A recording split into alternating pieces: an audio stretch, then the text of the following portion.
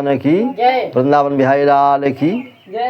चोर ने अपनी चोरी को स्वतः कबूल कर लिया, अपने आप ही। बुद्धिमानी न होने के कारण चोर ने अपनी चोरी को स्वतः कबूल कर लिया। कहने का मतलब कि एक जगह पुराने ज़माने में शिष्टाचार होते थे विवाह में, और विवाह के दूसरे तीसरे दिन विदाई से पहले लोग बैठते थे और बैठ करके वहाँ विवाह में जो वेश्या जाती थी नृत्य करने के लिए, वो नाचती थी।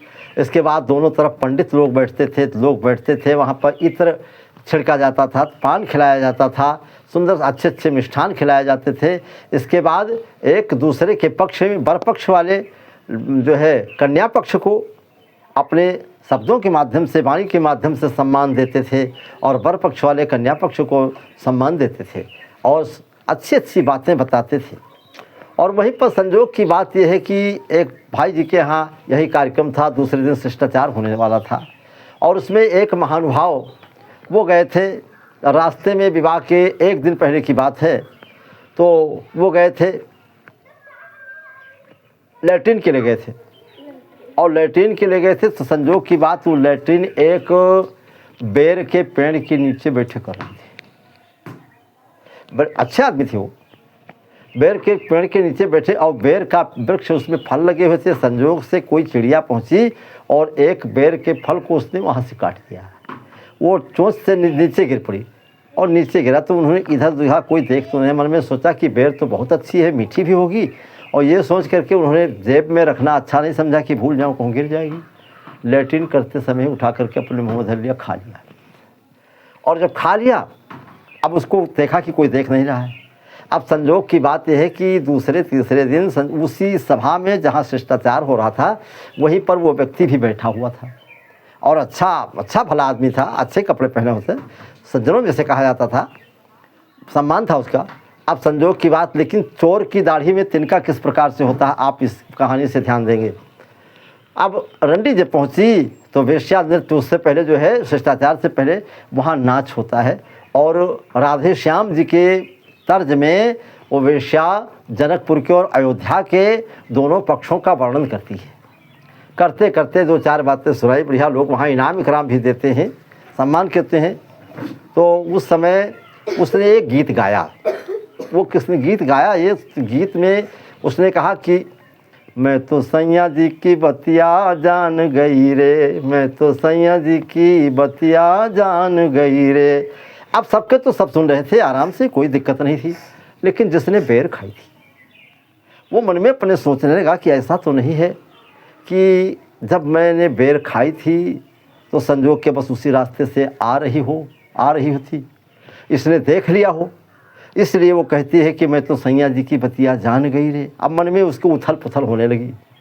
चोर अपनी चोरी को कैसे कबूल करता है? चोर की दाढ़ी में तिनका, इसी को कहते हैं। संजोग की बात है कि इसके बाद घूम करके आई तो इन्होंने सोचा कि चलो कोई बात नहीं, इसने कहा है कि मैं तो सैया जी की बतिया जान गई रे। मन में सोच करके उन्होंने 100 रुपये का नोट निकाल करके उसको दे दिया कि या कहीं से कि जान गई, लेकिन बताया नहीं। अब वो चली गई तो रंडी ने सोचा कि ये गीत इनको ज़्यादा पसंद है, रुपया दिया है। घूम करके दूसरी लाइन फिर उसने सुनाया, और बेर बेर मोहे पास बुलावत, उसकी लाइन थी, वो गीत की लाइन थी कि बेर बेर मोहे पास बुलावत, रुपया दे के मन समझावत। जैसे बेर के नाव रही तैसे घबराएगी कि अब तो जैसे कहा थे, कहा शुरू कर दी थी, अभी कुछ कहीं सुनाया है, लेकिन सब कुछ कह दिए थे।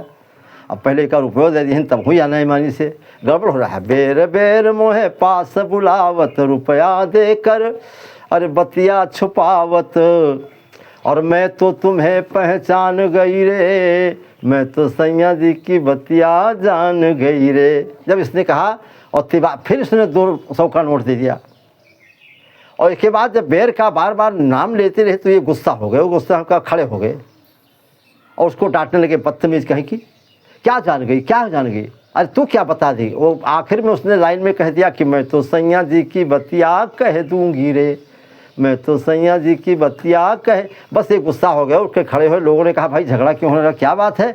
तो उन्होंने कहा देखो भैया, ये बार बार हमने इससे रुपया भी समझाया और उसके पास कोई बात नहीं थी। चोर की दाढ़ी में तिनका, बेचारे उसने कह दिया कि देखो भैया हम लैट्रिन गए थे और वहाँ एक बेर गिरी थी और बेर को हम उसी के बीच में, अब क्या बताएं, हमने मन नहीं माना, खा लिया उसको। इसने देख लिया शायद, देख करके वही बारंबार सबसे कहती है और इसकी मैंने रुपया भी है लेकिन मानती नहीं।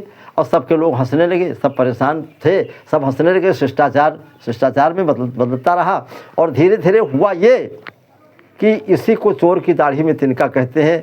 वो पढ़े लिखे ज़रूर थे, सम्मानित थे, लेकिन होशियार नहीं थे, अपने आप ही सब कुछ बता दिया, जबकि रंडी वो कुछ नहीं जानती थी। और बेर शब्द को सुन करके बेर में उनके हृदय में खटकने लगा, बेर की सारी बात बता दिया। इसलिए हर बात को सोच समझ करके, विचार करके समाज में बोलना चाहिए और खूब सोच करके किसी बात को कहना चाहिए। भैया सोच समझ के काम करो। बोलो सियावर रामचंद्र की, बोलो।